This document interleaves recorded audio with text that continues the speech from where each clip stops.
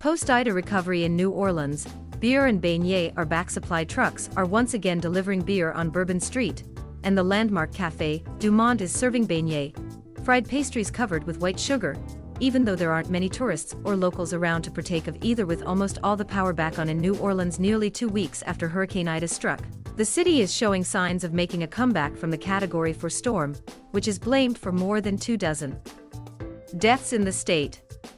More businesses are opening daily, gasoline is easier to find, and many roads are lined with huge debris piles from cleanup work. Thousands are still struggling without electricity and water outside the metro area, and officials say oppressive heat is contributing to both health problems and the misery. It could still be weeks before power is restored in some areas, and many residents who evacuated haven't returned. It is not lost on anybody here, at the state level, and certainly not on our local partners, just how many people continue to suffer, Governor John Bel Edwards said Thursday. While things are getting better, and we can be thankful for that, this is going to be a very long-term recovery. Around New Orleans, residents are seeing signs that life is getting back to normal after Ida. Philip Palumbo, who lives in the French Quarter and works at a bar that remains shuttered, said the citywide curfew being lifted should help restaurants and bars struggling to reopen get more customers. There's not a lot around yet, but they'll be back, he said. Power crews reached a major milestone in the New Orleans area by restoring electricity to the vast majority of customers, Philip May, chief executive of the state's largest power provider, Entergy Louisiana, said in a conference call with reporters Thursday. About 201,000 of Entergy's 205,000 customers, or 98%, now have power, the company said, and those that don't had more severe damage. But more than 270,000 homes and businesses remained without power, according to the Louisiana Public Service Commission.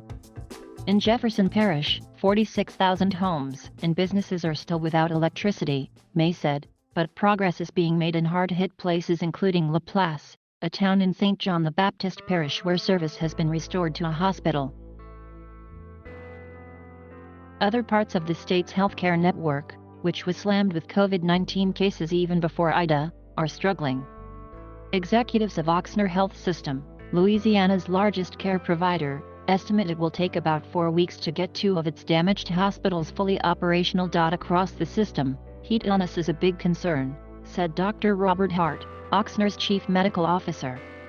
Hart said emergency rooms have also seen several patients stricken by carbon monoxide, a common problem after big storms as people use gas-powered generators for electricity, sometimes indoors.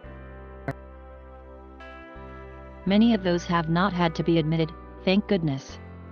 But it certainly is a good reason to keep reminding people that they've got to be careful with their generators, he said. We had one family say they put the generator in their house because they were afraid it would get stolen.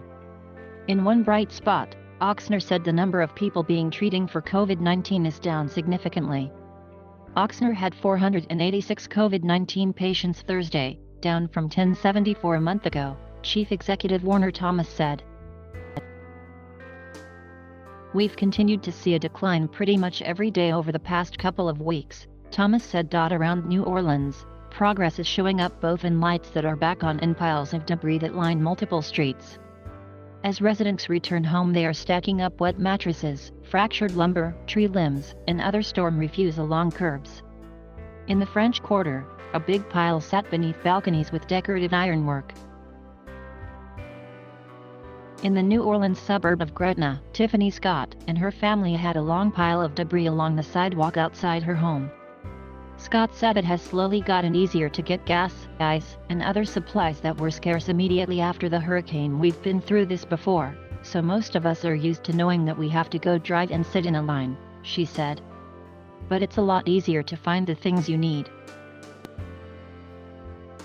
Still, there is evidence the city has a ways to go before it is fully recovered, said Paddle, visiting from San Francisco to check on gas stations and convenience stores he owns in Louisiana and Mississippi. Said he was surprised by the devastation and swaths of blue tarp roofs visible upon landing in New Orleans on Monday.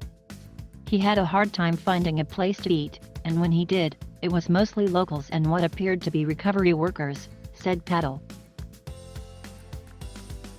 I don't see many tourists right now, he said.